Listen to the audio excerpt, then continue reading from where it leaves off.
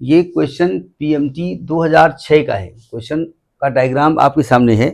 लिखा है in the circuit shown if a conducting wire is connected between points A and be the current in the wire will be. Flow जानना चाहते हैं current wire में किस direction में flow होगी। एक्चुअली में ये ए बी के बीच की बात कर रहे हैं कि करंट ए टू बी होगी या flow of direction which will be decided by the value of V B zero या बी टू ए, जो भी है वो तो बात की बात है। देखो करंट ए से बी में आएगी या बी से ए में आएगी, ये डिपेंड करता है ए और बी के बीच में पोटेंशियल डिफरेंस पे। नहीं समझे?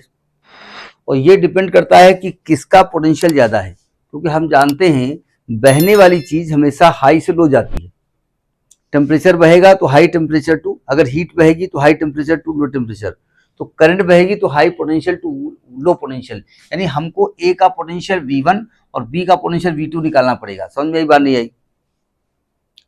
तो ये बाद में जोड़ा, ये तो बाद में जोड़ के बताया गया है। पहले जरा ध्यान समझिएगा, पहले हमको ये निकालना पड़ेगा कि इस पूरी सर्किट में करंट है कितनी। ये बताओ, जब यहां से आई करंट चली होगी, यहाँ दो भाग में फ्लो हुई होगी, मान ली ये I1 है ये I2 है, तो चूंकि ये रास्ता अभी तो डिसाइडेड नहीं है, अभी यहाँ पर हम कुछ लगा नहीं रहे हैं, तो ये I1 करंट इधर भी आ गई होगी और ये I2 इधर आ गई होगी। पहले की हम बात कर रहे हैं।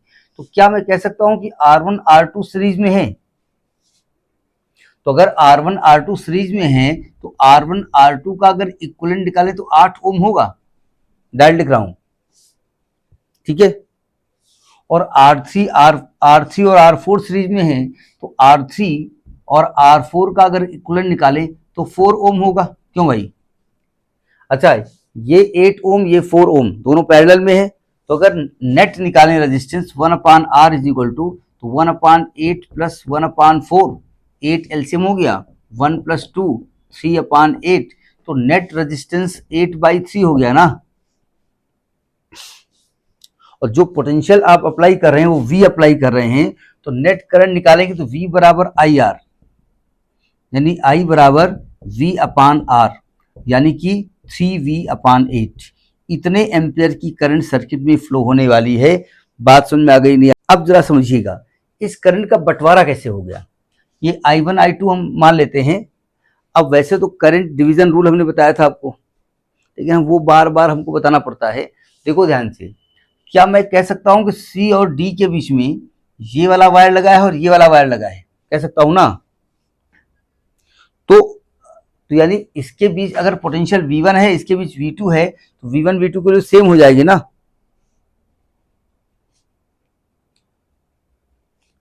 यानी कि थ्योरी हमने लिख रहे हैं, तो जब V1 V2 के लिए सेम कर देंगे आप, V1 V2, V1 का मतलब ये पोटेंशियल टोटल, इसकी मैं बात कर रहा हूं, तो V1 बराबर जब V2 कर देंगे, ये V1 ना मानो फिलहाल, कंफ्यूजन हो जाएगा नहीं तो, ठीक है। ये पूरा पोटेंशियल है, तो V1 बराबर IR1 होता है ना। तो यहां करंट I1 है और यहां का टोटल रेजिस्टेंस 8 ओम है, यहां I2 है और टोटल रेजिस्टेंस 4 ओम है। तो यानी कि I2 बराबर 2I1, ये रिलेशन मेरे पास आ गया है ना।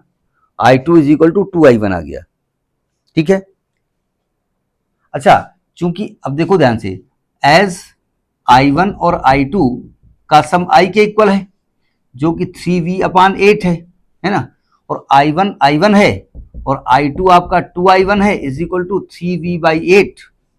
तो यानी यहां से I1 I2 की वैल्यू हम निकाल सकते हैं। तो जो I1 निकालेंगे 3I1 is equal to 3V/8, तो I1 की वैल्यू आ गई V/8। I1 निकल आया है, और I2 जो है I1 का डबल है, तो I2 की वैल्यू आ जाएगी V/4, भाई 2 टाइम्स हो जाएगी इसकी। तो I1 I2 निकल आया, ठीक है। अब हमको A पर पोटेंशियल ड्रॉप निकालना है। Potential drop at A, potential drop at A. अब देखो, ये पोटेंशियल ड्रॉप ऐसे होता है ना, यहां से करंट गई तो पोटेंशियल कम होते होते होते होते करंट यहां पहुंची है।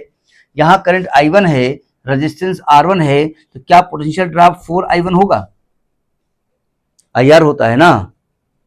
तो 4 और I1 की वैल्यू क्या निकाली आपने? V/8, यानी ये पोटेंशियल V/2 हो गया ना। यानी यहाँ का पोटेंशियल कितना आ गया, V/2। अच्छा, जब पोटेंशियल इसको आप VA मान लो, V/2 इसको आप VA मान लो, है ना। अब पोटेंशियल ड्रॉप एट B निकालो, इसको VB मान लो। तो यहाँ पर करंट I2 है, रेजिस्टेंस 1 है, तो 1I2 हो जाएगा। तो 1 और I2 की वैल्यू कितनी है, V/4, तो V/4 हो गया, ये VB हो गया। तो VB की वैल्यू आ गई V/4। अब बताओ VA बड़ा है कि VB बड़ा है, VA बड़ा है कि VB बड़ा है, ये V/2 है या V/4 है, बताइए। VA की वैल्यू V/2 आई है और VB की वैल्यू V/4 आई है, VA बड़ा है या VB बड़ा है, VA बड़ा है ना। तो VA का हाई पोटेंशियल है, VB का लो पोटेंशियल है। तो आपसे कह क्या रहा है, जरा समझिएगा, कह क्या रहा है कि करंट किधर से किधर जाएगी। जरा क्वेश्चन पढ़ लेते हैं एक बार और। ये कह रहा है कि the current in the wire will be what, current किधर से किधर जाएगी, बताइए। देखो ये V/2 है, ये हाई पोटेंशियल है, करंट किधर से किधर जाती है, हाई टू लो जाएगी ना। यानी करंट जो है A से B, करंट जो है ना वो A से B जाएगी, ठीक है। जो बहने वाली चीज है वो हाई से लो जाती है। इसमें जो ऑप्शन दिया है, इनका जो इन्होंने करेक्ट किया है, वो ऑप्शन दिया है B to A, B से A ये दिया हुआ है, ठीक है। लेकिन B से A नहीं जाएगी, करंट A से B जाएगी, क्योंकि हाई पोटेंशियल से लो पोटेंशियल की ओर जाएगी। एक बार चेक कर लो, वैल्यू सही है ना, हाँ ठीक है। समझ में आई बात, नहीं आई? तो ये आपका PMT 2006 का क्वेश्चन है, ठीक है।